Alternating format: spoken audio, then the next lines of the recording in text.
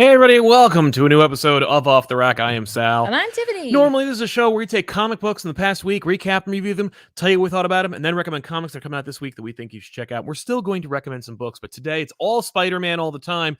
And no, not comic book Spider-Man. In fact, that's a topic that I think we should talk about, because normally what we do on this show is we will talk about comic books and we will review them, but we also have like a topic, like a subject that we kind of break down. Yeah. And this week, I think it's kind of tangential and connected to Across the Spider-Verse, the latest installment of the Sony animated Oscar-winning Spider-Man movie franchise.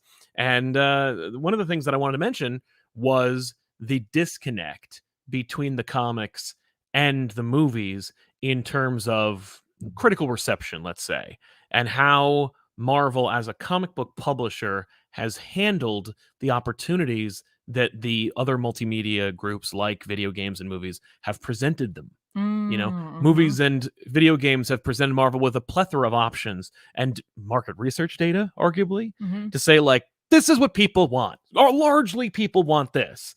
And the comics go, I think we know what this means. And by the way, I would normally be on the same side as the comic book publisher, because I'm like, look, that's where it came from. I know some of these people, mostly not at Marvel, but like I know the industry. I know the people who are the players in it. I like that it's a smaller industry. And so normally I'd be like, no, leave the professionals, let them cook, as the children say. Yet, when it comes to Spider-Man, maybe they could take a page or two out of the playbook over in the movies and stuff. And not just, oh, gee, look at this, it's a Peter Parker that's married with a child. It's there's a larger story problem here. Yeah, okay. That needs to be addressed, or at the very least handled. And I think the problem is, I know I haven't really just let you talk, but like the problem is, this is the last point I'm going to make about it. It's fine, go ahead. Is that when you screw up enough times and you're owned by like a parent company, you are only allowed to screw up. There's a secret number that you can hit before your parent company steps in and goes, you don't know how to do this anymore. And while I don't know how your industry works and I have no regard for it, I have to imagine I know how to do it better than you do. Right. You know, it was like very much when the comic book industry decided to impose their self-regulatory Comics Code of Authority.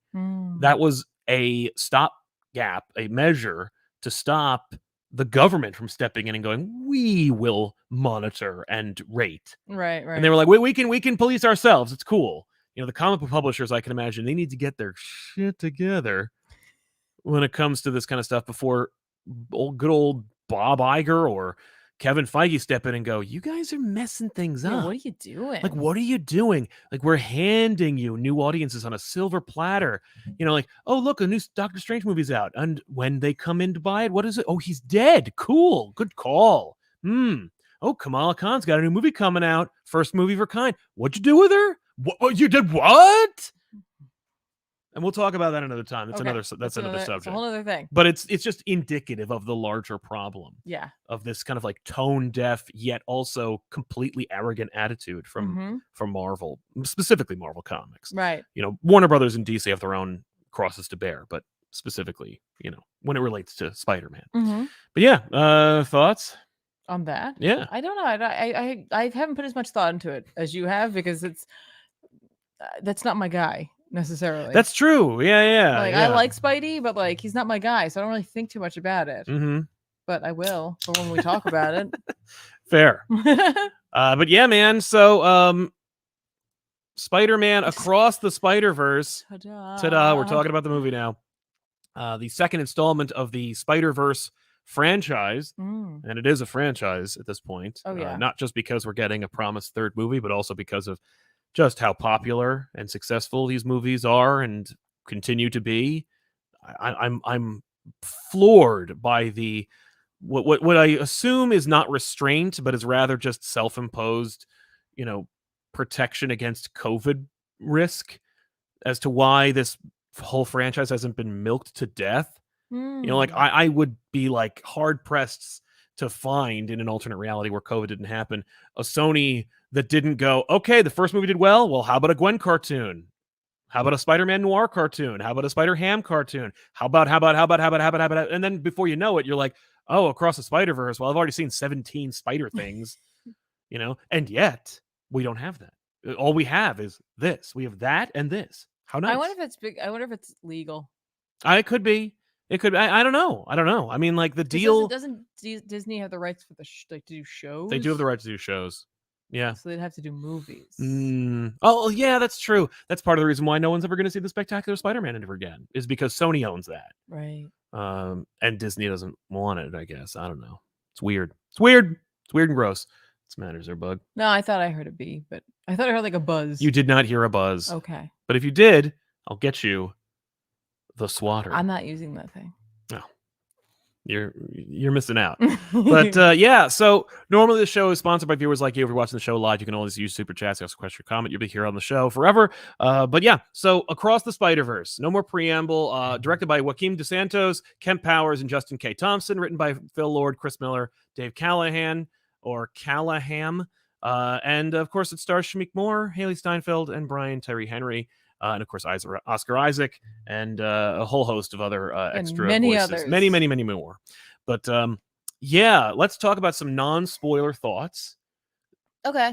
Then we'll talk about our, feelings about the movie, the most critical thoughts, and then we can talk more, glowingly. Okay. I think about the movie. Okay. But overall, initial impressions, non-spoilery thoughts, Tiffany. Oh, me first? Yeah. Oh, I wasn't expecting that. I was like, he's gonna go first. I'll put my thoughts. I've been going first. I know. This whole episode.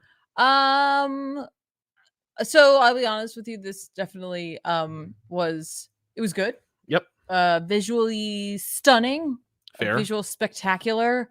I honestly thought the theater would be more filled. Yeah, by us. We get some options for where to sit. Yeah. That's like not a real. And it's not indicative of the national. No, it or isn't. I was just like, success. oh, okay. I mean, like it was full, but it wasn't like.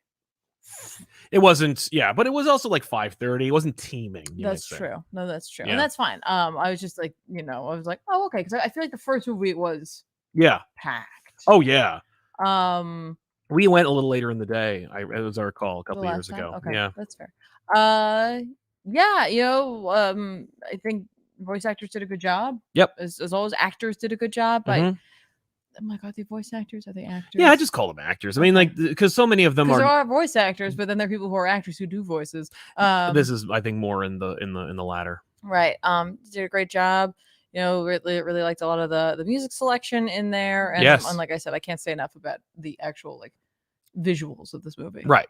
Yeah. No, it was like you say, it was stunning. Mhm. And no spared no expense about this movie. This I think it doubled the budget. It was $100 million animated movie, but that's not. That always worries me when they do that type of too. thing. Like when like it's like, woo, we did it, and then they like flood Mhm. the creators with extra money. Yes. Which is like This is not so much a flood. This was they projected it to cost the same as the last one, Mhm. and then it ballooned, and so they needed to give them more money. Okay, No, that's no, better. That's better. Yeah. Because it always makes you worry when the studio just throws money at something and then the creators lose that special panache that made it work. But anyway, Absolutely. good. And overall, I mean, like the movie has it has proven its worth, so to speak. Mhm. It cost $100 million. Over the weekend, it made $120 or $20 million. $120. Only made $120. Oof. Half of it was me and those buckets, those popcorn bucket heads. But no, made $120 million Yeah, in so America. They're fine. And worldwide 200, so it already doubled its budget. Yeah. If you're going by the rule of thumb, which is here nor there, it's already made its money back. Yeah, so you're good. They're not worried. That's opening weekend, so it'll probably. I mean, and by the way, other tidbits of information: this is the longest animated picture made in America ever. Oh, okay. Over 2 hours long. Okay. Beats the last one by I believe 6 minutes, and so yeah, this is the longest one. Didn't feel the runtime. Gotta tell you, I didn't feel it drag. There was no moment where it felt like it dragged. No. Like each scene was snappy and fun and quick. I didn't really feel at any point that the film dragged. I felt like there was excitement or good drama in every scene. I think there might have been a couple moments where I was like, I wish it was a little more condensed, Mhm. but we can talk about those later. Oh, absolutely. But yeah, I guess I didn't really think about it. I knew the runtime going. You didn't into feel it. the runtime. No, I didn't feel So it. I did not know the runtime. I assumed it was going to be like 90 minutes. I did because You bought the tickets. We went and saw it on Sal's birthday. That's true. And I had to try to plan when I should place an order for dinner. That's true. So you were like, well, when the hell's the movie get out? Runtime, but I really didn't think too much about it, and it actually caught me by surprise when it ended. Yeah. Because of it made me think of when I first saw Lord of the Rings. Mm-hmm. And I didn't know. Right. Because I didn't read the book. I don't know. I didn't know anything about Lord of the Rings. And it was just like over it. I'm like, wait, what? Yeah. So I had no idea. I wasn't paying attention with this one. So I was like, wait, what? Yeah. Man, that was a great experience seeing Lord of the Rings. Anyway. And this. But overall, liked it, disliked it. Of course I liked it. I had a great time watching it. I knew I was in good hands. That was one of those nice feelings where I'm like, this is gonna be good. Like I already knew when I went in that this was going to work. And for the most part, I completely agree with my past self. It was good. It was a good movie. Like you say, good blend, visuals, music, sound, acting, and story. Overall, I'd say it was a fantastic flick. Definitely worth seeing in theaters, and absolutely a worthy, if not a superior, no pun intended, successor to its previous iteration. I heard a little bit of controversy, not so much controversy, but I heard people talking about how that they didn't expect it to be a cliffhanger, that they didn't expect it to be an Empire Strikes Back. And I was like, how could you not? I remember when they announced it, it said part 1 and part 2. That's me. There you go. And it's the regular But folks. I wasn't paying attention to the part 1. I didn't pay attention to the thing. I saw like the trailer and that was it. Yeah. And I didn't know that I knew there was going to be a third one, and I just assumed, based on my pop culture junkie addled brain, that if there's going to be an immediate part 3, if they knew they were making a part 3 right away, then they could get away with making it a cliffhanger. And I think it improves the movie. I'm glad that they didn't try to arbitrarily make it like its own kind of self-contained thing, and then go like, and here's the third one, I guess. Because like now, I think the third one might even be more successful because more people are going to be like, I have to. Normally, it's like, oh, I want to go see this movie, but now it's like, I have to see the third one. I have to see where this goes. Right. And so for that, I'm like, I commend the filmmakers for their creative decision in that regard. But overall, yeah, I just dug it, and I think it did a nice job. I think if you like the Spider-Man character, if you like Miles especially, if you like Gwen, if you like all these characters, overall, you're going to like them. If you are a hardcore Spider-Man fan, there's a difference between being a hardcore fan of Spider-Man as a mascot / logo and being a hardcore fan of the character. But if you are a hardcore fan of Spider-Man merchandise, then you are going to lose your mind seeing this movie. Right. You're going to love it like you love your grandma. If you are a Spider-Man fan, I think you are still going to love it, but you're also going to be like, I'm hearing a lot of things that are conflicting with my own reactions. Like Miguel. Oh, yeah. Like Ben Reilly. Right. The main characters go with it. They were very fortunate that it's like Miles, when the first movie was produced, this is the best version of Miles. Out of the comic books, out of the video game, this is the best version. And it is the most definitive. And I think without this movie version of Miles, you don't get the beloved video game version of Miles. Like, this is the template by which people measure Miles's success. And I think that's, to his credit, like, good, but when it comes to things like, and Gwen, who was originally like a variant cover and then became a character, and people lost their effing minds about Gwen in the comic book world, only to then have diminishing returns. I think like Gwen kind of fell out of people's favor, not because of any particular reason, just, well, that's what happens when you like love a design. Yeah. As opposed to a character. And even if you like the character, like how many more, oh, that's Frank Castle, but it's this. Right. And especially if it's like, if you're a Spider-Man fan, and it's really more fun just to see them draw other Marvel characters in the style of Spider-Gwen. So again, this movie got a chance to grab the Spider-Gwen character and kind of like take everything that was established, just like Miles, and then kind of just futz with it enough to be like, hey, here's something different, new, fresh, and definitive. People love Spider-Gwen as a result, including myself. I didn't really care about Spider-Gwen in the comics. I love her in this. Okay. And I love her enough to go like, all of these things are technically not betrayals of the character. Like, you didn't betray the character that much. Yes, that's the George Stacy thing. Yes, that's the Aaron Davis thing. Yes, that's his father thing. Yeah. That you did it. It's different enough, but also similar enough. So it all Mhm. worked. Now let's get into spoilers. Okay. Yeah. So Miguel is just a completely different character. Yeah, it's like they just wanted to use the name and design. They love the design. And listen, And I get it. Marvel Comics did the exact same thing. For the longest time, Rick Leonardi and Peter David create this character. Everybody Yeah. loves him. Spider-Man 2009, completely different character, completely different interpretation. The ideas behind him, the cyberpunk aspect of the character, and his direction and where he goes, and his relationship with his brother and Elijah and stuff. Like Lila, Elijah is of course a Skrull. Yeah. No relation. But yeah, man, like, this was just, we need a heavy, and here he is. And to the point where they called him like a half vampire. Yeah, And I'm I was like, that just seemed like, oh, you just forgot. Right? Like, you didn't even know. You saw the design and went like, oh, he's got fangs. Right. Oh, that means he's a vampire. And it's like, no, man, like, he has the claws because the genetic change in his physiology didn't work right. And so, like, I remember him learning to crawl, and he's like, I couldn't stick by myself. I needed these talons on my fingers and toes. And like, when he spiders out, like, he gets fangs and stuff. Like, I assumed it was just the creators and writers didn't understand what Morlun and the Inheritors were, and so they just made it vampires. Right. And they're like, it's a nod. Yeah, it's like a wink and a nod to the Inheritors. You just didn't get it. Yeah. Or like, it was a joke that went completely over everybody's heads, where they were like, no, I just wanted her to say he's like a vampire. But like, he also tries to bite somebody. Yeah. So what's that all about? Right. It's like, no. It was a poorly timed joke in which he is kind of like a vampire, but also he's so aggressive that he uses the fangs like a but he isn't a vampire, to bite somebody. It's like, what? And his whole strange. It's strange. His whole Holy Crusade is just not Spider-Man 2099. His aggression, his lack of humor.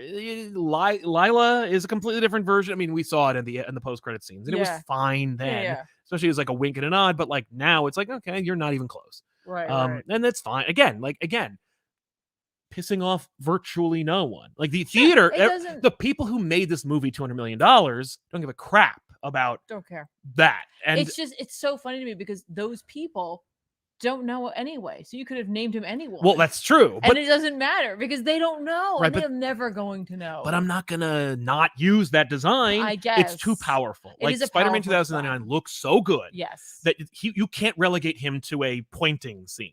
Right. He needs to be front and center. And if he's going to be front and center, what do you do with him? Well, he's more aggressive. Oh, well, then he's the bad guy. Okay, fine. And I know that everyone's going to be like, the Spot's the bad guy. We're getting there. Yeah, hang on. But Miguel is really the bad guy because he's like tonally the bad guy. He's a bad guy without being a bad guy. He's the heavy. That's why I called him the heavy. Yes. It's like, he is the one who's like, we're going to do it this way because we have to do it this way. Well, he has to be the opposing, like, authoritarian figure to Miles' youth. Exactly. Like, yeah. There has to be that. It can't just be a bad guy. There has to be that figure who's telling him, like, no, like, I know what I'm doing. I'm the adult. I know what's best for you. And that way the youth can rally against that. Well, and that's of course because that's a very tropey thing to do. Absolutely. Well, there's nothing wrong with that. Well, and the whole movie is about parenting. Mm. The movie is about railing against your authorities. It's about fitting in within the framework of your family. I mean, like, there is pregnancy imagery, child imagery, parental imagery. Like, you have the paralleling Gwen and Miles plots, which are both about their dads or parents, right, and how they want them to go in one direction and they don't want to go in that direction, and they both have to, like, be honest with about themselves with their authority figures. Yeah, and then and Gwen is looking for belonging, and so she goes with the spiders, and Miles is looking for belonging, and he already was with the spiders. There's, and then there's Peter, and there's Miguel, and so it's like that. Every scene informs that motif. That's storytelling. Hey, yeah, holy crap! Wow, you won't find that in Doctor Strange 2: Multiverse of Madness. You won't find that one. You won't find that in Ant-Man 3: Quantumania. And by the way, I'm not ragging on the MCU yet. I'm just saying that it's refreshing. Yeah. It's a reason why Dungeons and Dragons did so well. Right. People are like, oh my God, a story with a beginning, middle, and end that like set something up and then paid it off at the end. Oh my god! Yeah, it's like there's a formula to this stuff. So that's nice. It's like there's some sort of circle. Yeah. Or or a pyramid or a journey or a journey. Yeah, exactly. It's like there's books written about it. But it was, overall, Miguel, he had to be the heavy. They had to do that again. But it's like, all right. You know what? Whatever. Like, again, I don't love Miguel enough to be like the movie failed. Oh, no. Ben Reilly again, because of the comic book show. We're going to talk about Ben Reilly. Sure. Just, I was like, oh, feel bad for the Ben Reilly fans. They're going to be doing some significant mental gymnastics to justify how awesome he is. But that was so funny to me because it's like, and this is like maybe like a little, it's not even a ding. Because here's the thing. Okay, everybody. If I liked the movie. Yeah. All right. But just because I like the movie doesn't mean I can't point out things. Right. That maybe I think are a little flawy or just not as strong as other things. Exactly. I thought it was funny that they're simultaneously like rearranging characters so that they can use names and costumes because they're like, well, the people don't know. They don't care. They don't care. Who cares? Yeah. Boy, let's put this Ben Reilly thing in and make it like a joke. Like a send up. Like, I'm like, right. Like, and I know it's just like here's like a little like, here's something for you guys. And I'm like, but is it? And yet the guys who want that don't want him to be like that. Right, exactly. I was like, wait, what? Yeah, no. Like, we're gonna completely rearrange who Spider-Man India is. Yeah. Just head stem to stern, he's a different person.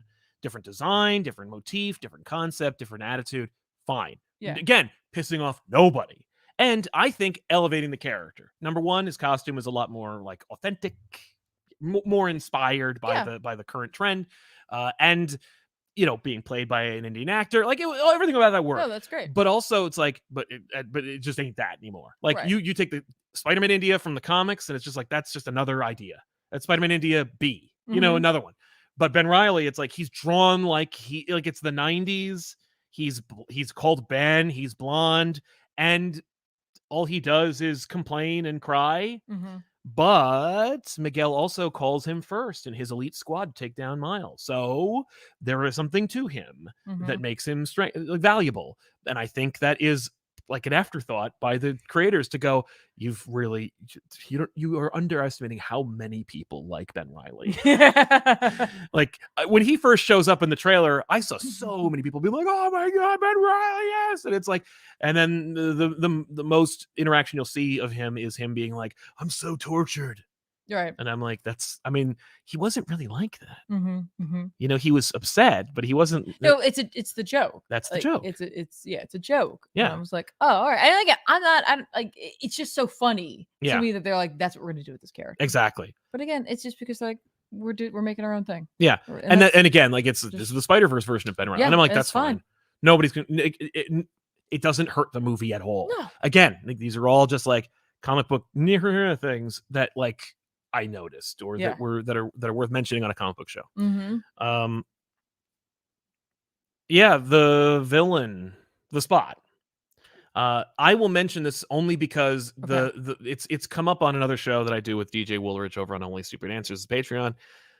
The Spider-Man animated series from 1994 has had an irreparable effect on Spider-Man multimedia since its inception.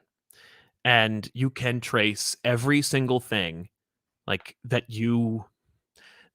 defines or informs the interpretations of the character in multimedia, particularly in movies, especially in movies, almost exclusively movies, to that cartoon show. And I think it is entirely because Hollywood executives are practically illiterate, and they're lazy, and they're stupid. And they're like, I could read a comic book, but A, comic books are for children, and I'm not a child. So I'm a 65-year-old man. Okay. And B, I'm not reading anything. So if you show me a 22-minute cartoon, but those are for children too. No, but a cartoon, but I'm making a cartoon. Oh, right. So if I watch this cartoon, it will inform what I'm doing. Yeah, I'm making a comic book movie adaptation. I'm not going to pretend like I'm not just mining, the toy chest here. And there's so much of it. Venom's, the symbiote's aggressiveness and how it makes Peter Parker a bad person is exclusively tied to the cartoon interpretation. And just draw your conclusions from there. But all of that is there, and the Spot is yet another example. Really? Where the Spot is yet another character. Because, like, the Spot in the comic books, he's in, like, not a lot of issues. But he will be now, I'm sure. No doubt. But, like, he's a joke. He's silly. He's lame. When he was introduced, they were like, this is stupid. In the cartoon, they were like, he's formidable, but only because he's intelligent. Like, he was a scientist. He was also well-meaning. He is sympathetic. Like, he is almost like Rick Moranis-inian in his portrayal, where it's like, oh, you like feel bad for me because I'm a nerd and because I'm trying to do the right thing, or I'm trying to do something that isn't necessarily good, but you don't necessarily like condemn me for it. It's just, I was like, that's the same Spot. Yeah. And you did it because you watched the cartoon show. I'm just seeing that cartoon's effect on everything that is Spider-Man. Right. And I'm just constantly watching that happen. And it's just like that cartoon came out almost 30 years ago. Right. And it's still having an effect. And it's just because it's short. Yeah. And I basically also picked him because it's like, there's not a lot to it. And like, it's really easy to take him and retrofit him to make the multiversal elements. Work. It's again, it's a stroke of brilliance in as much as it's like, it's shorthand. It's storytelling shorthand. We need a character who doesn't have a complicated, if you made it anybody else, the Lizard, Doc Ock, Mysterio, number one, they're taken and they were used in bigger effect. But like the obvious point I'm trying to make here is the Spot is a blank canvas, so to speak. And so you can have him be tied directly to the plot and not piss any fans off. Right. Exactly. And so why not just use that version from the cartoon? Right. I saw 10 minutes of him. I get it immediately and I'm done. I don't have to research. I don't have to look it up. I don't have to read anything. I'm good. Yeah, and like honestly, and by the way, like good. It's funny because he's simultaneously like, you're right that like there's clearly trying to pull like no, you should feel bad for him or whatever. Yeah, he's also kind of a joke, but like really, he's just a force that's occurring. Yes, he drives the plot. This is like get on the plot train. Here we go. It's Spot that's powered. Right. It is Spot. Yeah, the Spot is the conductor, or really more like the engine in the in the system. I don't know how trains work, but like it runs the train. But you don't have to worry about it. We don't have to waste time. We need to spend 30 minutes on a Gwen story.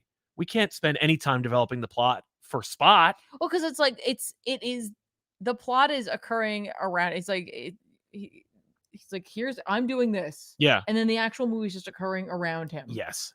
Because he's like, get on, like you said, just get on my back. I'm going to drive us through to the end of the movie. Yeah, and you guys just do what you need to do back there. Exactly. And I'm again, smart. It's economical. I get it. 2-hour-long cartoon show movie.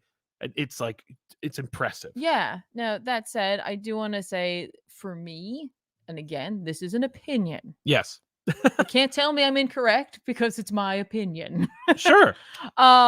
I know you will. Watch them do it. Oh, no, I know. But I just want you to know that I don't count what you say then. Yeah.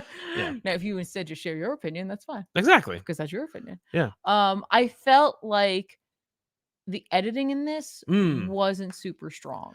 Okay. And I feel like there was a lot of ideas that went into this movie. And there's nothing wrong with that. I don't mind like an ABC plot. Like I have no problem with that. I kind of love that. There's definitely some plot lines I kind of wanted a little more from. Like I was like, multiverse stuff, I get it. That's what gets the butts in the seat. That's what everyone's excited for. They want to find the Spider Person that they relate to. Yes. It's like it's simultaneously super inclusive and super awesome for that. And I at the same time feels super marketing and capitalistic. Absolutely. It's pleasing everyone. It's weird to watch. What's happening? I don't know how to feel about this. It's actually a miracle in marketing engineering.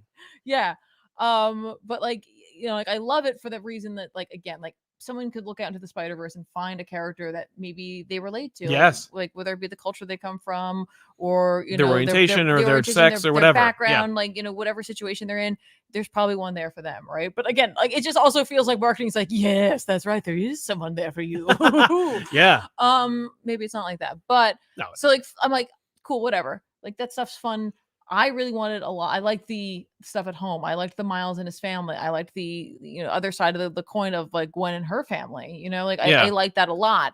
And I felt like the cuts between those two places and the reasons that they were happening didn't could have been edited stronger. I'm not saying I have a way that to do that, right? Because I'm not that, but I know that I just feel like when I was watching it, it just didn't flow well for me. Absolutely. And as much as I really did enjoy getting to know Gwen in her universe with her dad at the beginning of this movie, that one went a little longer for me than I thought it should have. Well, it's like in it a felt movie tacked on in a way. In a movie that has such a good, that does such an expert job of economically telling story, they do dwell a lot of time. Like there's a lot of times where you're like, yeah, I get it.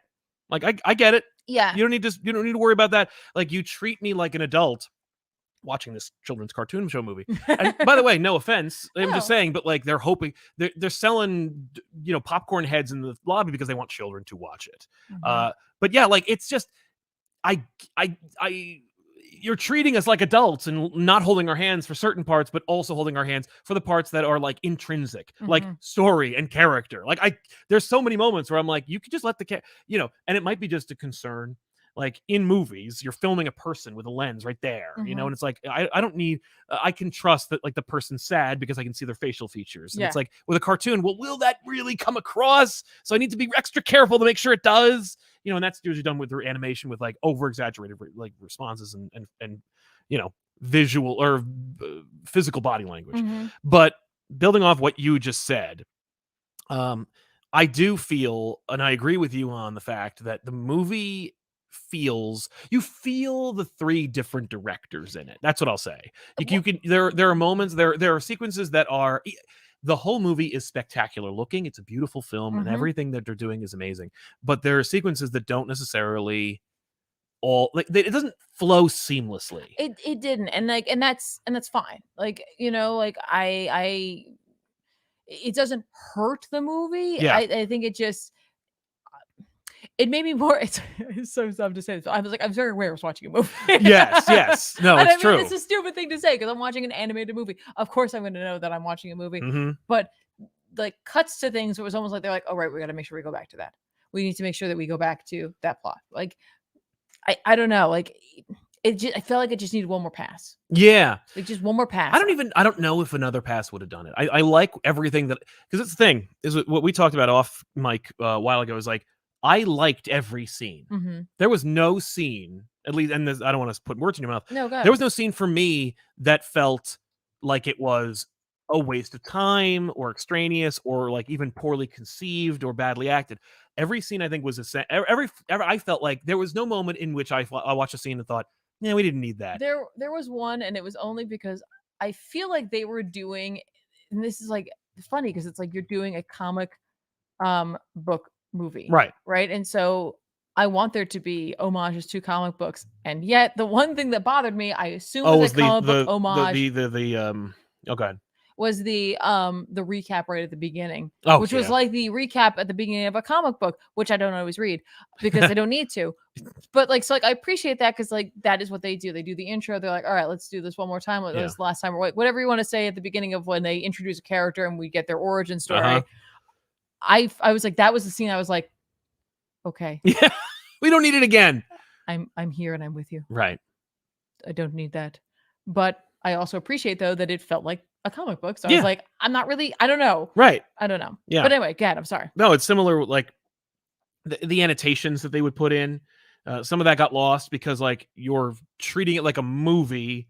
So we're only going to look at that shot for 2 seconds. But you put an annotation there where I need maybe 3 seconds to read it. And it's just like, it's just like Scott Pilgrim versus the World, where it's like, oh, you put onomatopoeias in there, but the movie has sound.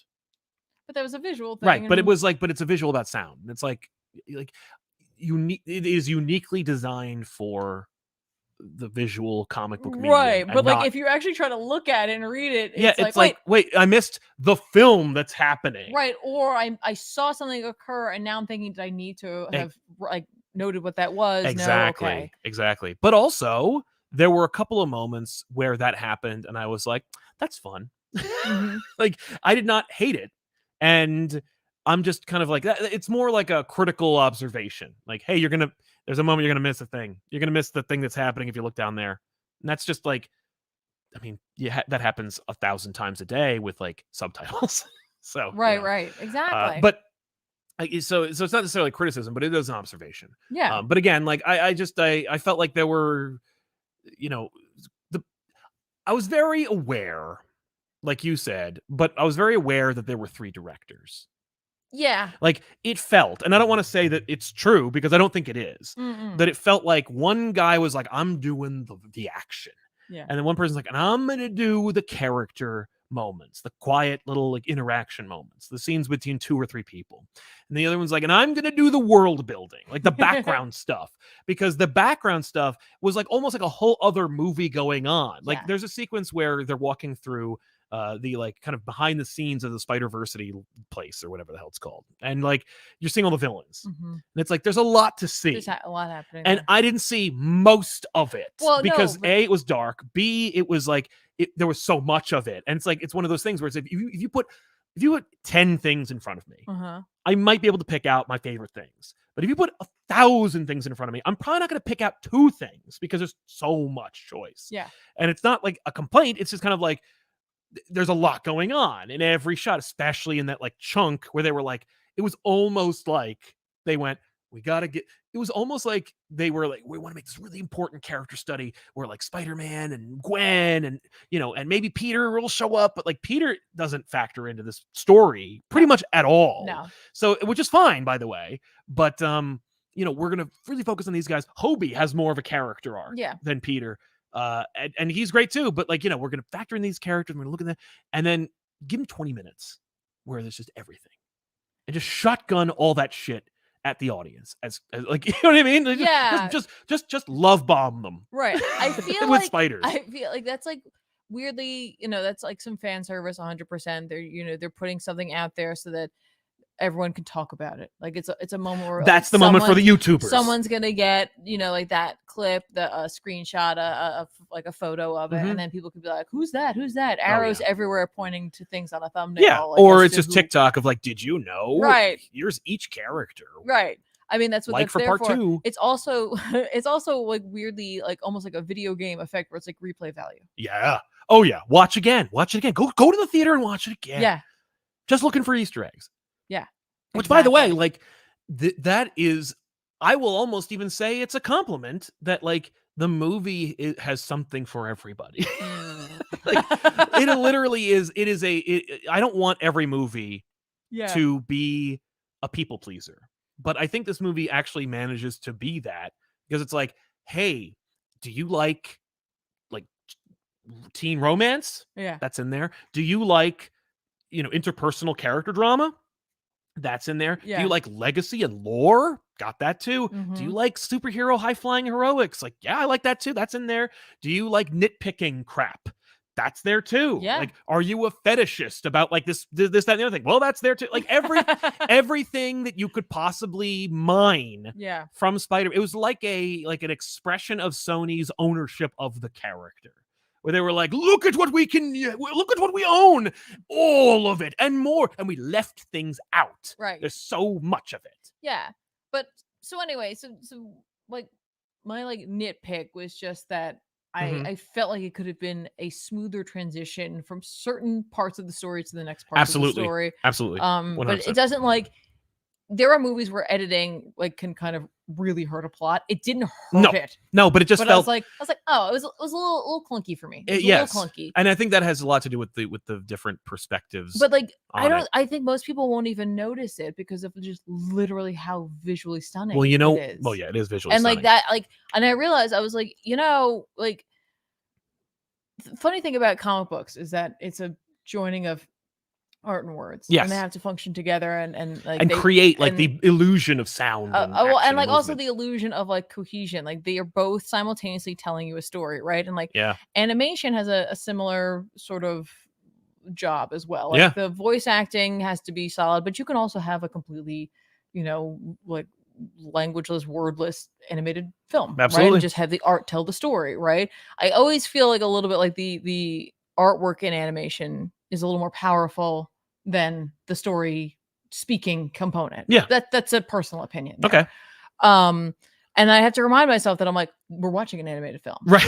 Like at the end of the day, even if it was, it was conjured by humans making things. Well, I felt like it wasn't just like, it's not, even if it's not like, old school, like, paper, hand like drawn. Ghibli style, like, drawn. Not that they're not leaning more into computers as well now, but like that it's still animation. And so like the art is on display and the art is there. And obviously they, after the first movie, the art style and the animation style for that film was so well received, they wanted to push the envelope with it. And so I feel like that's where they put the bulk of their effort. Not that the story isn't good, but I just feel like they were like, make sure this movie is stunning. Yeah. And they did. They absolutely spare no expense when it comes to how good this movie looks. Right. And so like I feel like at the end of the day, they got through it all, and like the editing, they're like, good. We did it. Yeah. And I'm not saying again, it's not that it's bad. I'm like, it just isn't the same level as some of the other components of the rest of the movie. I hate to suggest this is what it was like, but for me watching this movie, I didn't necessarily notice that the editing felt clunky, but I did feel like scenes, it was like, this is a scene, and this is a scene, and this is a scene. And you know what that kind of reminded me of? Yeah. Swiping through TikTok. Maybe that's what it was. Where it's like, you've just seen a scene. Or like almost like a show. Like it's almost more like a cartoon. Yeah, like a cartoon show. Where it's like, and now you watch this, and now this, and now this, and now this. And look, and you know what? Actually, they all kind of went together. That's interesting. I wonder if someone could do a cut of this movie when it comes out to cut it into like just to episodes, or segments. Yeah. But overall, I mean, it is a visually stunning movie. And I love how in the first movie you had like 5 or 6 spider people from different realities with different like styles. Presumably their worlds had the same style that matched them, but like it would be a monumental animation undertaking, and not to mention cost, to see those worlds. So we actually economically saved it by putting them all in one place. But in this movie, they were like, well, we blew up the budget, so let's see those places. Yeah. And so they were able to go like to, the Spider India like world, where that is visually different from the 2099 to even the Vulture's animation. I would love to have seen his world, but I'm sure it would cost like an extra $1 million just to render it. Right. But overall we got to see more, but it just felt like a natural progression from the first movie. Didn't feel, this easily could have been self-indulgent, and I think that in parts it kind of is, but it works because that was the promise of the first movie. Right. So consistently within the framework of this franchise, that's exactly what you expect. Exactly. So it worked, and it worked with like the limitations of the first movie, and then they were able to, because of the success of it, expand on it, and it worked. Right. Congratulations. Exactly. We're almost at the 45-minute mark, so this is the point in the show in which I would like to remind everyone that just because we are criticizing the movie doesn't mean that we didn't enjoy it. And if you're just joining us now, we in fact did like it. And just because we have critiques of it just means that we are living, breathing human beings who look at art, and even if we enjoy it, can critique it. Yeah. So let's talk about some acting, huh? Because I think that there was some real like top quality acting. I mean, Shamik Moore's Miles Morales, again, he's endearing. He's the heart of this whole movie. Yes, the whole movie rests on his. And I mean, vocal obviously, cords. it's his movie. Yeah, but I mean, there is. But it's also Haley Steinfeld's movie, right? But I mean, there is something about his voice quality and the work that he brings to the film. Yeah, it's a warmer experience when he's there, no matter what's happening to him. Like there's an innocence, there's a joy. Like, and like not only just because he seems to get Miles, he gets the character, he, does such a great job conveying whatever emotion that he needs to get across onto the screen. But he seems to enjoy it. Like, you know what I mean? Like, I don't know. Right. I don't know if he hates it or loves it. Legitimately, there just seems to be such a warmth and joy to his voice. Yeah, exactly.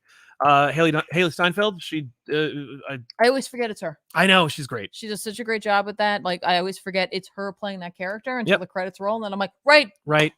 She's wonderful. Her Gwen is great. They got to give her more. She does more acting. She's they deepen her character, and she nails it. There's no notes, no questions, no arguments. She's just wonderful. Obviously, we kind of had to diminish the role of Jeff a little bit, make him more of like a plot device, but he is still great. Yes. And he had such a strong presence that like in the first movie, that in every scene he's in, he is a delight. So it's like, okay, you know what? Because I wanted more, but I wanted more just because I really like Brian Tyree Henry's version of Jeff Morales. Big time. I'm like, I would love to know him in real life. Like Jeff Morales is just like a great guy. Exactly. Exactly. But Luna Lauren Velez's Rio Morales was great. She didn't have a lot to do in the but again, like she didn't have a lot to do in the first movie, so now she has a lot to do in this. Yep. And she's wonderful. She was really, really you know, you felt like her motherhood and her parenting. I think, you know, no matter what your background is, like, you know, there is an element of her being a mom that you can feel. Right. Like, I'm just like, oh no, don't do that, Miles. Yeah, no, I'm getting anxiety for you, man. Right. It's funny because Oscar Isaac playing 2099 in the post-credit scene, I guess, in the first movie. Yeah. I loved him in that, and more like whimsical and fun. Obviously, he hadn't quite. They hadn't decided what they were going to do with him. He clearly hadn't been juicing yet, and he also hadn't, skipped universes and screwed up everything. But in this, you get it. And he does a great job. There's, I'm very critical of not using like standard voice actors in big budget movies, because for me, I'm like, well, you got to spend the money on the budget on the movie anyway. Who cares if like Jonah Hill plays somebody versus like, Kevin Conroy or something, like rest in peace. But like but with Oscar Isaac, he does a great job. Like he's just, the dude always shows up ready to work. I feel bad for him. Like, of course, playing Apocalypse, which is like you're just horribly miscast. But he's swinging for the fences on Apocalypse. It's just that I'm sorry, man, you were done a disservice on like terms of costuming and direction and writing. But I can't blame you for that. You said yes. Why wouldn't you? Right. But he's really good in this, and he's good. He's good all over. I just liked him a lot. I didn't even realize that Spot was played by Jason Schwartzman. I don't really care for him, but I think he did a great job with the Spot. Okay. Yeah. And then there's the rest, like everybody. But there are a couple of standouts, obviously. I guess we should talk really quick about Hobie Brown because he was great. Yeah, he was. It's funny. Out of the gate, his animation style, like it took me a scene or two for me to be like, what is happening? No, I got it. And then, but like, sometimes when Gwen is outside of her universe, because we got to see her universe and clearly it matches the cover that we first saw Gwen on, and I appreciate that that's sort of homage, but sometimes her style merges pretty well into the Miles universe. Yeah. And so like he was kind of the first one to show up and be like, and I was like, we're seeing something else. Right. And like my brain was like, this is what this movie is. Don't forget. Exactly. And I'm like, right. I love that, grungy, punky, like anarchist London like flyers on a wall kind of like styling. That art style that he is meant to depict is really fun. If you get a chance, you could check it out. But Hobie Brown like was a great character, a great addition. I feel like it really strengthens that Miguel in this movie playing that authoritarian role and Hobie being like, I'm punk rock. Yeah. I'm against everything that you're doing. I represent the like anti-establishment, like the rejection of authority. Right. I appreciate them dealing with the obvious hypocrisy of him working with them in this film and then being like, I'm out. Right. Like he does the work he needs to do and then he leaves. Yeah. I'm like, cool. I'm like, because if you're anti-establishment, you wouldn't be with the establishment. And he leaves. And then he leaves. And I'm like, okay, cool. Daniel Kaluuya's voice was great. He did a great job. He did such a great job. I know that Hobie Brown in the comic Spider Punk is like a Brit. Yeah. But I didn't feel it until I heard this voice portray it. I was like, that's what I was missing. Yeah. I really appreciate it too. Like even like the art style difference when he takes off the mask too. Like it's just it's just a different look. Yeah. Yeah. I'm like, it's awesome. Oh yeah. No, I agree. I mean different paper style, I should say, because it's really what it is. It's almost like he's felt like layers of papers. Yeah, exactly. Yeah, no, he was great. I always like Jake Johnson as Peter B. Parker. He's my Peter Parker from now on. Like he's just, he's great. Can we talk a little bit just about Peter B. Parker in this? Yes. He's barely in this movie. He's barely in this movie, and he does a lot of things that kind of like I would disagree with. Yeah, that's what I want to talk about. The first time we run into him, obviously I want to point out the fact that like he's like, look, it all worked out with MJ. He's got a kid. Yay. And then he's like, and now I'm going to go on a really dangerous adventure and put her in jail and put her in danger. And I'll take her with me because that's what the movie needs that to happen. Because my action figure comes with a baby. Like I go places with the baby. I was like okay. My design comes with a robe and a baby. You know, because even when like at the end when they all get together, like he's still wearing a robe and he has the baby, and it's like, okay, that's the character sheet, and it's like you can go off that. It's $100 million.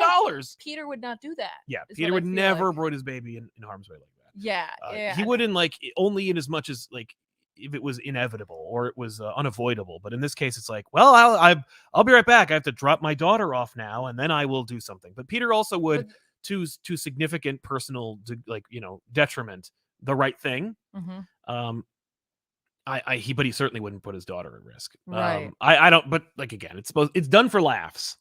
But yeah, it didn't take me out. But I was also like, mm-hmm. But it's done. But we need we need the baby to go like, rah, rah. We need it to be cute, and to be fun, and you know. So okay, fine. Yeah. But like, and again, it is cute. It is delightful. I do like it. But you know, but there was a moment when they're climbing up the thing going to the moon, and I'm like, what are you doing, man?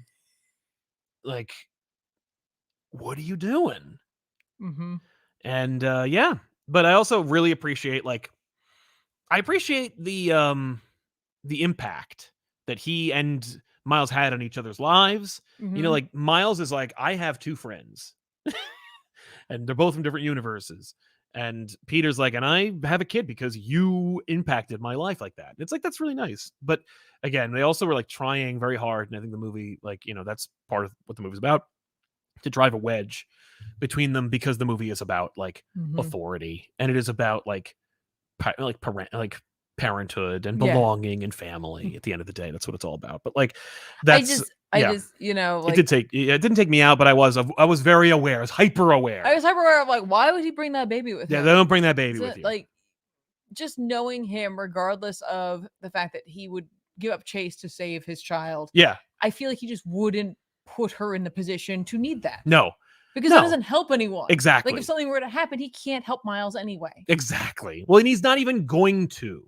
Yeah. Which is another like thing that if you know and love Peter, you're kind of like, when's the other shoe going to drop? Like, when's Peter going to figure out, you know, the way? But it's like, but it's not his movie, so he can't. And it's one of those things where it's like, you're just hyper aware of it if you do this kind of thing. And it's like, Peter, the movie is Miles's movie. Yeah. Like, Miles has to come to the epiphany. He has to solve the problem. He has to come up with the solution for the Spider-Verse universe collapse thing. But he needs his supporting cast to be there to either make a mistake for him to learn from, or to support him and then have him come around. Exactly. Like, and so, but again, I think they just really were like, we need to have the kid there. Yeah. Well, and we need Peter.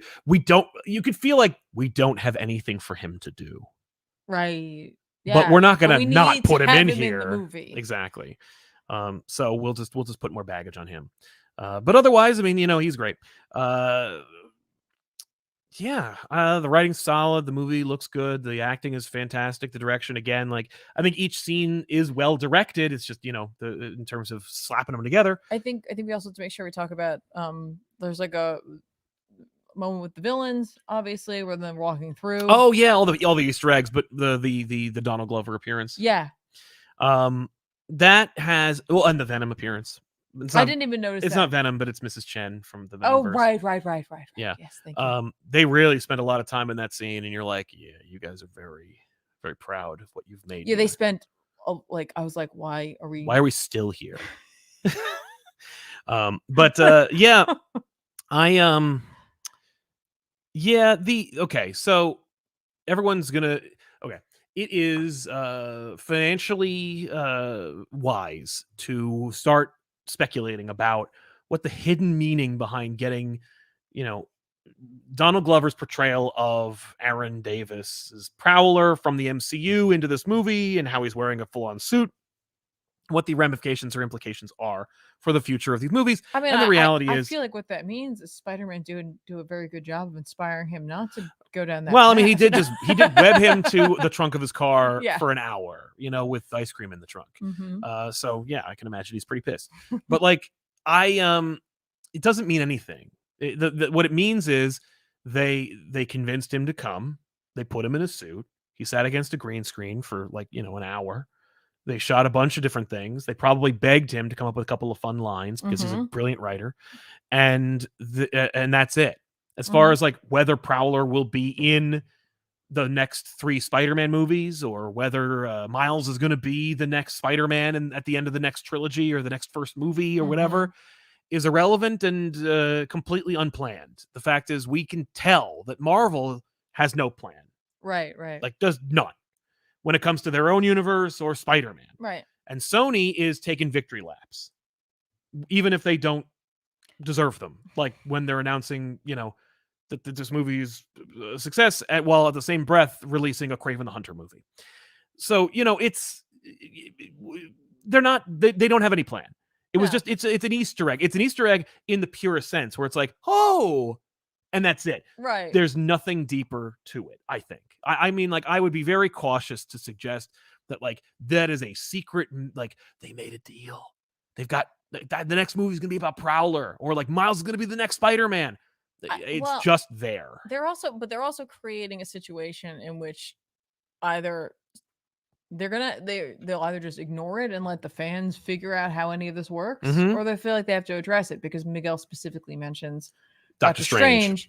And I'm like, okay, someone's gonna have to figure that out now. Well, and it's funny because like, I know with Strange there's magic involved.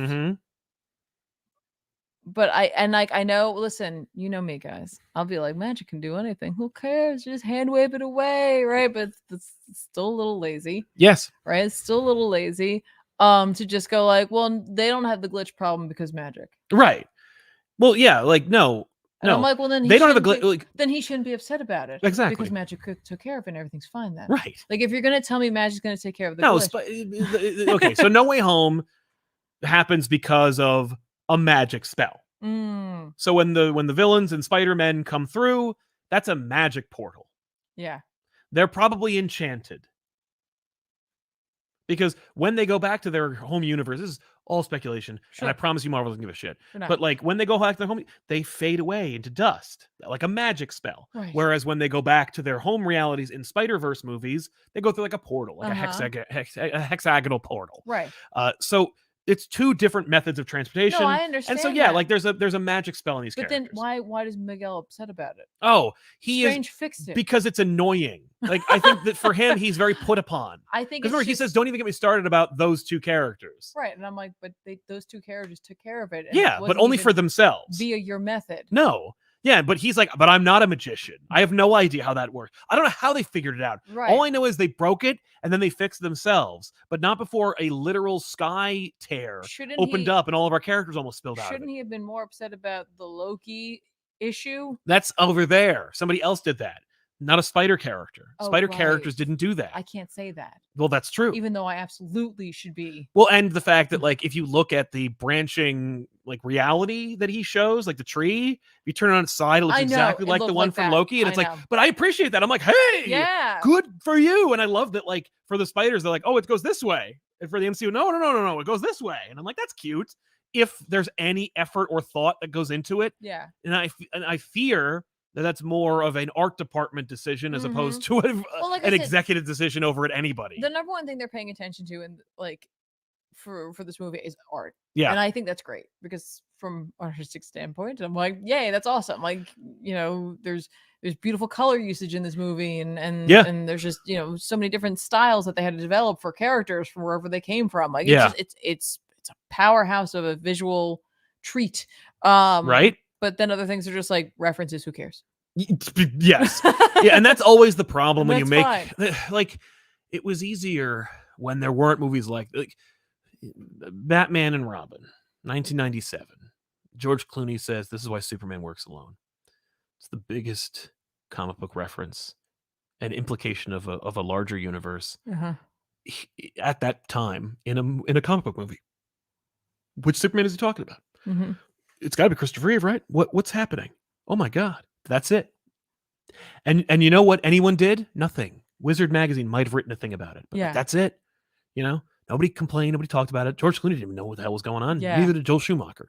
And that's it. Nobody probably even asked Christopher Reeve. Right. It wasn't like now where somebody was like, "Hey, Christopher Reeve, what did they say? They said Superman. Are you going to be in another Batman movie? what? And he would be like frustrated and confused. Right. And it's just like, what? In today's world, it's like you're meta watching movies, you're meta reading comic books, I read every interview, I watched every like trade analysis, and then I saw every trailer for this, and then I watched the movie, and I can tell you definitively that this thing was here because of this and that, and it's just like, well, who knows then, man? Yeah. Like, who cares? Yeah, yeah. And the only like consistency that I keep when it comes to these movies is that I know these people are stupid and that they don't care. Not the people who watch them. I'm talking about the people who make them, producers and directors. That they are big dummy dumb children, and that they don't care at all. I don't know. Not all the directors don't care, but for the majority of the time they don't care. I don't know if I agree with that. Well, then I'll agree to disagree with you. But I'm just saying, like, I've seen too many examples of them going like, huh? What? This is really important. And it's like, look, I'm not being nitpicky. Like, I'm not asking you to like explain Miguel and why Miguel didn't call Doctor Strange. I'm asking you to just explain like, the Portal inconsistencies. And the reality is like, because they're rival studios making them, and that's why they don't look the same. Like, because what? Well, I do care about that. All I care about is that you buy the action figure of Spider-Punk. I want you to buy this, like, on a critical level. I want you to like Miles, and root for him. Mm-hmm. And on a technical level, I want you to buy his action figure. Like, that's the two main important things of these people. I think there are people in the production house, yes, that think that. Right? I think other people are like, I'm going to make a movie. Right. Well, like, the director's just like, oh, man, I can't wait to tell this story this one time. I mean, to the point where, like, you're watching people, like, directors and actors being like, oh, I only want... Like Hugo Weaving, who was like, I'm going to sign on. I'm going to sign this insane contract with Marvel. And then them going, oh, well, what movie are you going to be when you're Red Skull again? Oh, I'm not being Red Skull again. I just signed that contract because I wanted to play the Red Skull the one time. But there's a financial penalty. I don't give a shit. I'm Hugo Weaving. I'll just pay it. Oh, yeah. I don't know. But he comes back? Mm-hmm. Well, not with me. And that knowing that is like, well, then it's all up for grabs. Mm-hmm. People are talking about Spider-Man 2, like 4, 5, 6, and it's like, is there going to be one? I don't know. There was a video that was pushed to me today that was like, Tom Holland confirms or like lays down the law about the next Spider-Man movie. And I'm like, I didn't watch it. I was like, I don't want to know. I don't know what the hell Tom Holland says, because he's just an actor. Fact is, when knowing that like actors will be like, oh, I don't know if I'm going to be in the next one, is a negotiation tactic to get more money for the next one. Like, right. Oh my God. Yeah. Then all you know is that you know nothing. But let's jump into a couple super chats. Unless there's anything that stands out that you really, really want to like cover. No, I don't think so. Like, again, like, I like the movie. I think I liked the first one more. I think I like this one more. Okay. I think they're both fantastic. You know what it is? Like, I think I just, I really enjoyed like the getting to know Miles. I really enjoyed the getting to know his family. Like, there was just, and Peter is great. The story's like simultaneously quite large, but really tight. It's like really about Miles and his relationships with people, and like finding out who he is. Yep. And learning a lot about his own, like, his inner circles. And this one, it was like trying to capture that heart, but also make it on a multiversal scale. And so, like, I think I just connect more with the first one. It's funny, I was thinking about this. It's just an observation that I was making earlier, and I think I did it on another show, but it doesn't matter, because this is our show. Who cares? But Peter, like, we don't know what universe Peter B. Parker is in. I think they say 616B or something. But the point is, Peter B. Parker probably lives in a universe where there's Captain America. We just don't see it. Like, nah. Peter Parker, played by Chris Pine in the first movie, lived in a universe where there were no superheroes but him. Right. He lived in a Spider-Man-centric universe. And as far as he's concerned, he was the only one. The only superhero and the only spider person. He didn't know about a Spider-Verse. When he meets Miles, he says, I thought I was the only one. And so when Miles becomes Spider-Man, he starts by being like, I am a second generation Spider-Man. Then is introduced to 5 other spider people and finds out immediately, like, he isn't technically Spider-Man. Until he meets an interdimensional Spider-Man and then meets 4 other ones. Right. And then they guide him. And so we go from a Spider-Man who really should, like, his mentor should have been a Spider-Man in a vacuum, and was one, And I think, and now in this one, he's like, okay, so like Peter Parker, Chris Pine in the first movie, he is Spider-Man in a vacuum. Right. He's like, I'm alone. And so he's like, I need to do everything I can, which is why he's so successful. Which is why he needs to do everything, and why it's like so amped up. You know, he's got like merchandise and like, you know, crazy bunkers and bat caves and all his technology and stuff like that. Like he's got it all. Yeah. Because he's like, I'm the only one. I'm the only one who needs to do it. Whereas Miles, when he's born as Spider-Man, he's like, I am not the only one of my own reality, but there's like a bazillion of me. And then at the end of the first movie, they leave him alone in a vacuum. Yep. And he's like, this is not how I know how to be Spider-Man, because I am used to having mentorship and help. Yep. And to be part of something. And so leaving him in that place in the beginning of this next movie of Across the Spider-Verse is such a wonderful metaphor for the theme and motif of this movie, which is about being part of something.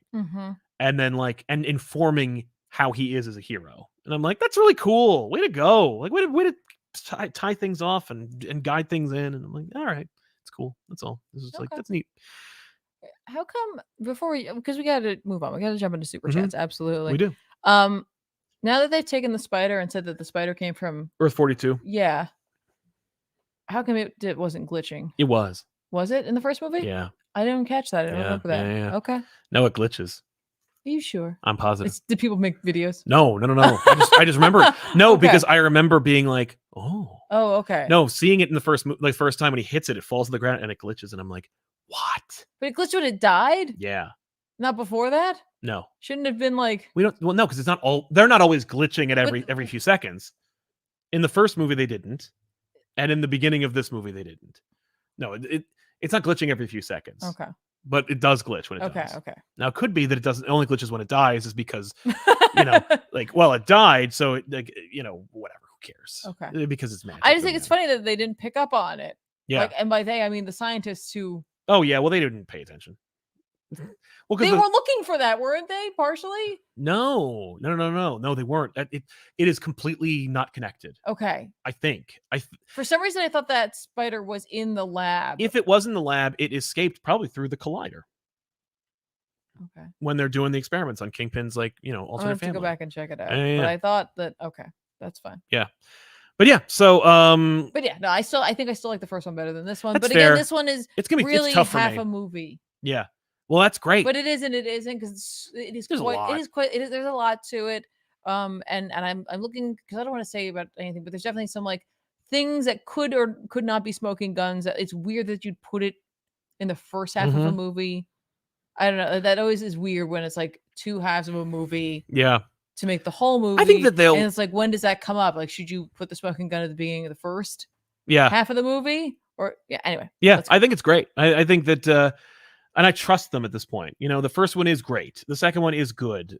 I think the third one will be just as good, if not as good. Like, the third one has the chance to pay off both movies in such a strong way that I trust the creators. I can only feel positive about it. The only thing I did notice is that there's an absence of Alex Hirsch on the credits for this one versus the last one. That might be the other thing. I didn't even notice that. He like punched it up or something. I know Alex Hirsch worse than the first one. But he, I definitely like his style of storytelling for sure. Well, that's why like the first one is all about family, but so is the second one, but just in a different way. I'm already imagining writers, like movie critics, yes, like real like critics, not like what we're doing necessarily, writing their reviews for the next one already. Yes.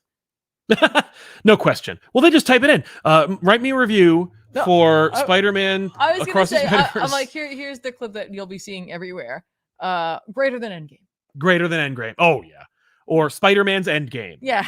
Like, yeah. They're just gonna have it in a Word doc somewhere or a Google Doc ready to go. Yeah, it's like those pre-written obituaries for famous people. That's so sad. Yeah. Okay, so Joe Fariant says, this is how the Spider-Verse needs to be in the comics. Happens because of science, not because of Mystic Totem BS. No Inheritors. This movie was a masterpiece and top 5 CBMs of all time. What a Joe's top 5. I hear you. Beeper Leaper. You gotta say it like that because Joe's top 5. It's Joe's top 5, That's right. not just factual. Yeah. I hear you, man.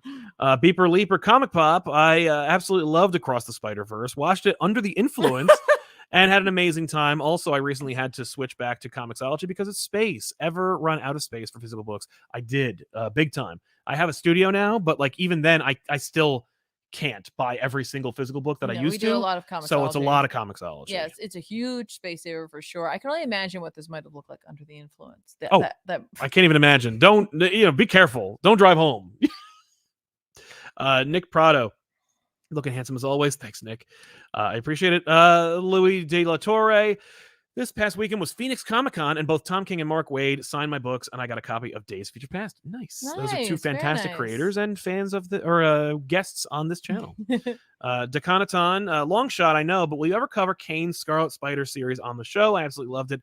And bringing it to more people could really be cool. I'd be happy to do that. I don't have it all, but there's nothing. Yeah, spider people help. Bats and spiders are always webs and wings. Maybe they should have made it Kane instead of Miguel. I mean, it was basically.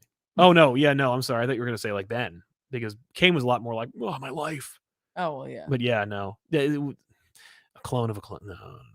Well, it doesn't matter. Yeah, Kane looks cool. I'm saying it doesn't matter. It doesn't matter. That's true. No, but you don't get that suit. Bryce Harriet. Hey, Sal and Tiff. Sorry I couldn't stay too long. Going to see the movie on Thursday. Can't wait for the big spider and Spell Slinger cameos. You're great. Thank you. That's right. Yeah.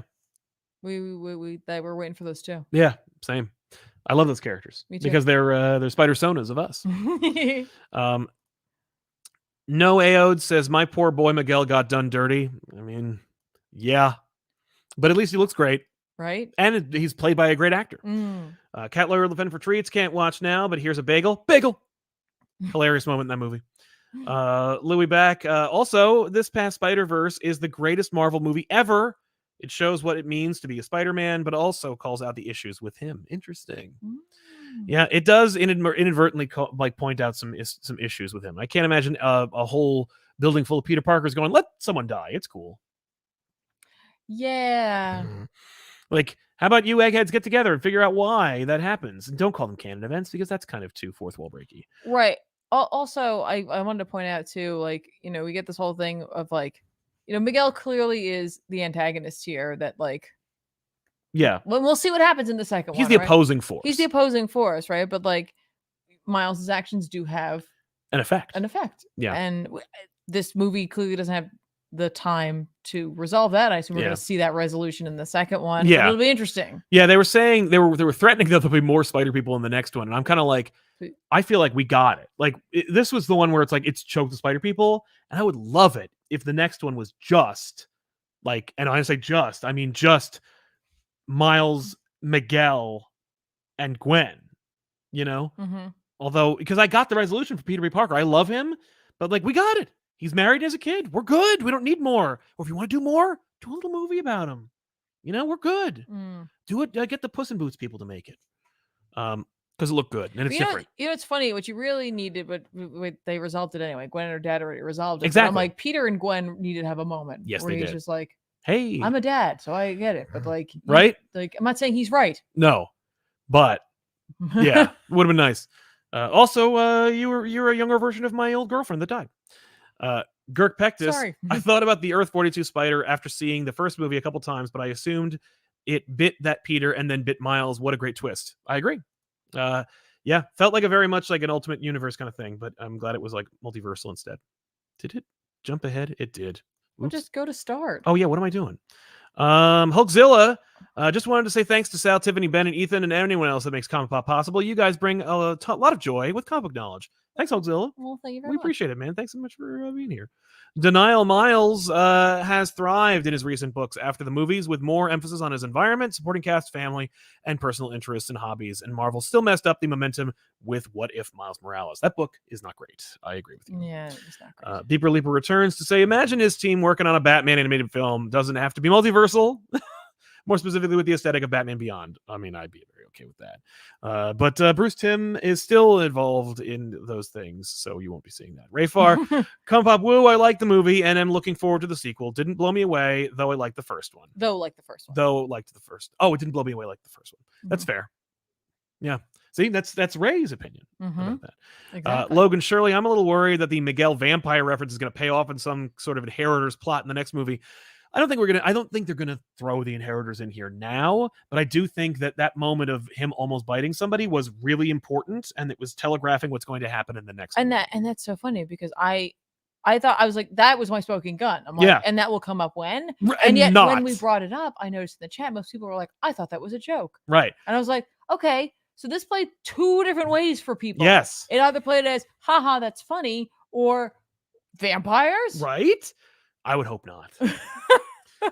Christian Sage, what are your thoughts on Gotham City Year One? Any plans to do a back issues on it? It's almost a perfect comic book. It's definitely worth your money, and yes, we'll do it. What about Dawn of DC books? Have you picked up? Obviously, I've gotten Green Arrow. Superman is amazing, and I'm looking forward to Wonder Woman, and Shazam is good. World's Finest is fantastic. I'm reading Adventures of Superman, stuff like that. Ray Farr, the coolest thing from this movie is that it made my not comic reading friend go out and buy Spider-Punk comics. Nice. As I understand it, he's pretty accurate. Beeper Leaper, Sal, in a recent back issues, you did your Sean Connery impression. Do you do any more impressions? I do impressions of pretty much anybody I meet and any character. If there's an actor that we're talking about, I will do an impression of that actor. Yeah. It's not necessarily good, but it will be what I do. Mexican Drug Lord, it was great to see Kane in Across the Spider-Verse. I do wonder why they called him Ben Reilly, though. Good call, my friend. Anarchic Arachnid, glad to hear you liked it. Now you know why I like Hobie enough to name and theme my profile around him. Nice. Anarchic Arachnid, I get it. Yeah, he's pretty great. Girk Pectus, this movie proves how important voice actors are as opposed to that POS Mario movie. I can't wait to see who Gwen is in Earth 42. I hope she's a villain. I mean, I feel like everybody's a villain. That's why the whole world is like dark and everything. Yeah. That being said, the Mario movie is... It's a different thing. It's a completely different thing. But and it's like a different vibe. Like it's almost apples and just because there's two. Listen, we're not going to start bringing in Miyazaki works and comparing it against Mario, Spider-Verse, Minions. Like, right? It's just there's very different styles of animated movies. Like, that's like saying like let's talk about your favorite horror movie and your favorite romance movie. Like, right. It's like they're both movies and they both have actors in them, but they're different genres. Yeah. So, yeah. I mean, I get like you're maybe thinking about the voice acting. Yeah, I like Charlie Day as Luigi. No, he did a good job, but like it's different stakes. It's a different style of script. Like, yeah. Well, and it's an Illumination movie. It was only going to have famous people. I don't know. And I thought that movie was cute, and I thought it had like I wouldn't say it was. I would never compare these two things. No, they're just two totally different things. I don't know. Yeah, it's over 9,000 production. Spectacular siding with 2009. Hurt my soul. Agreed. Yeah, so great to see Spectacular show up. Also said that Semper Jr. doesn't get the recognition he deserves, even though he wrote almost all of 90s Spidey. He does. I mean, anytime that show comes up in the in the commentary circuit, like. They're all talking about John Semper and how important he is and how influential he was. Yeah, but that's fair. But yeah, I loved seeing Josh Keaton Spider-Man in there. Yeah. He's so like little. It was weird to see him set against everybody. He's like, hey. And I'm like, nah, you look great. Yeah, bring back Spectacular Spider-Man. Yeah. Joseph Canella, sorry for my previous comment. I misinterpreted something you said. What were your guys' opinion on MJ and Peter's conversation? It was a breath of fresh air. No worries. Don't worry about it. But thanks for being here, and we do appreciate the super chat. I mean, it was fine. Yeah, I liked it. It wasn't like this was at no point was I like, that's my Mary Jane. They nailed it. In the film. In this movie. Okay, I was not sure. I think that's what he means. But yeah, I was like, okay. She made a sports joke or reference, and she explains it. That's cute. I was like, that's funny. Yeah, that's nice. Like she's accepting of him, and I'm like, yeah, that's right. Like not every scene is going to be a great power, great responsibility nugget, but and I'm glad that it wasn't. I'm glad it was just like a nice moment. She's like, "What'd you do with our daughter today, you dummy?" And I'm like, fair, bring it up. But yeah, it's sweet. I loved it. It was nice.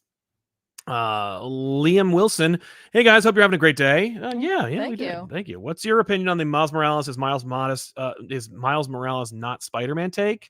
I don't know what that means, but I'm sure it's some like because that Miles Morales is everyone calls him Miles Morales. Oh yeah, Spider-Man because it gets confusing. because when you say Spider-Man, you got a character that's been around for 20 years and a character that's been around for 80 years. And the 80 years takes precedence, usually, in people's minds, and because he's on all the merchandise.